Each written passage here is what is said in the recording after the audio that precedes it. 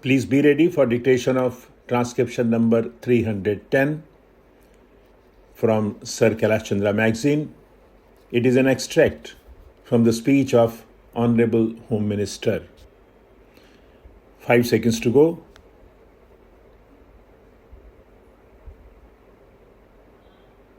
Start.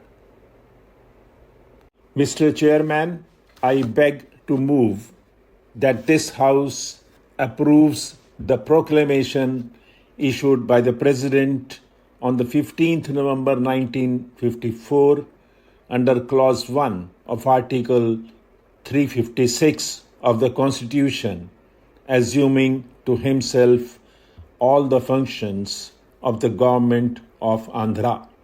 Sir, the House is fully familiar with both the background and the actual facts which led to the President taking this action. The background has been that ever since the formation of the Andhra state last year, the party position has been vacillating.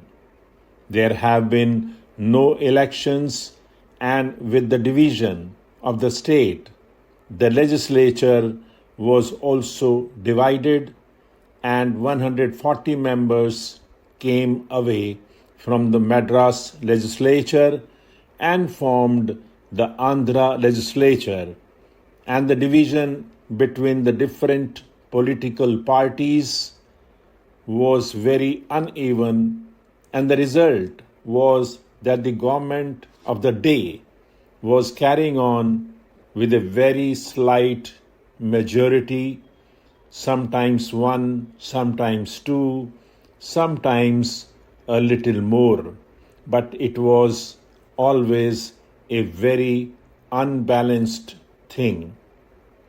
Now, sir, in the Andhra state, as you know, the one very big question has been the question of prohibition. Under the Constitution, everyone knows that prohibition is a matter of directive principle. The Constitution has given a directive that every state government shall aim its policies towards the enforcement of prohibition.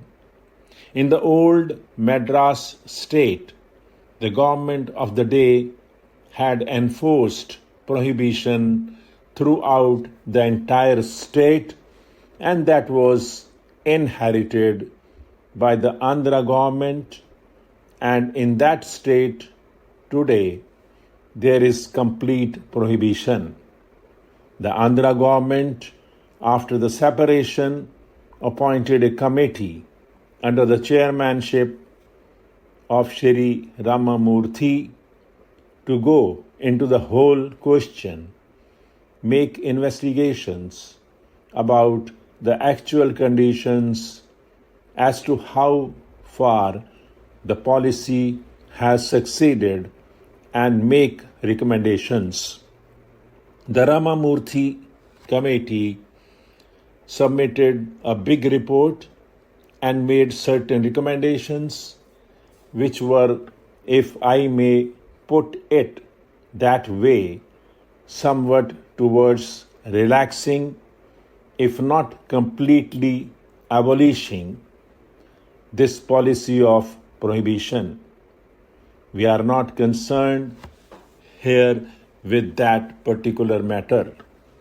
Now, this report was considered in the Andhra legislature, and a certain resolution was passed in the month of May, on the 27th May 1950.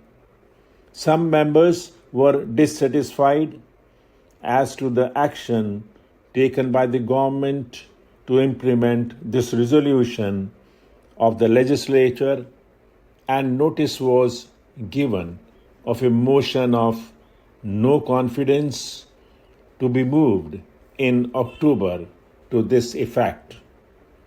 Now, after 3 days debate, voting took place on the 6th November, and the total strength of the legislature being 140.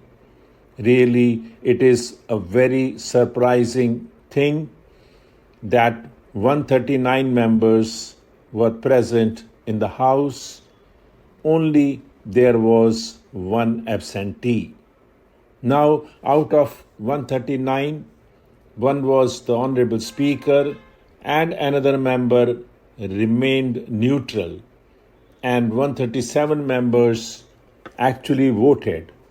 And if you add the Speaker, actually 138 members were present and 137 voted.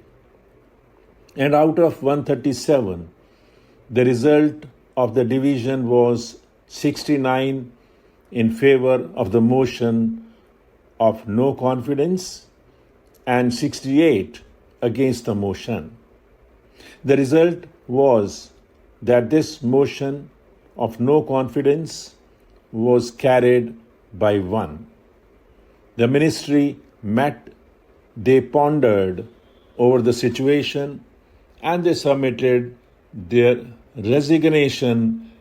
But along with the resignation, they also said that having regard to this want of equilibrium and always uncertainties prevailing, it was desirable that there should be a general dissolution so that people may be given an opportunity of having a stable government for themselves, of pronouncing their own opinion upon this big question of prohibition and all other relevant questions.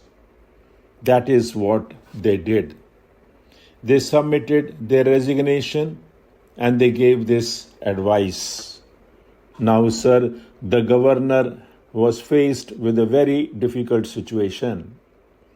He sent for and saw the leaders of different groups, but these gentlemen, apart from meeting the governor and telling him in conversations as to what they thought of the matter, also issued statement to the press, and these gentlemen struck to the statement and tendered their advice to the governor to the same effect.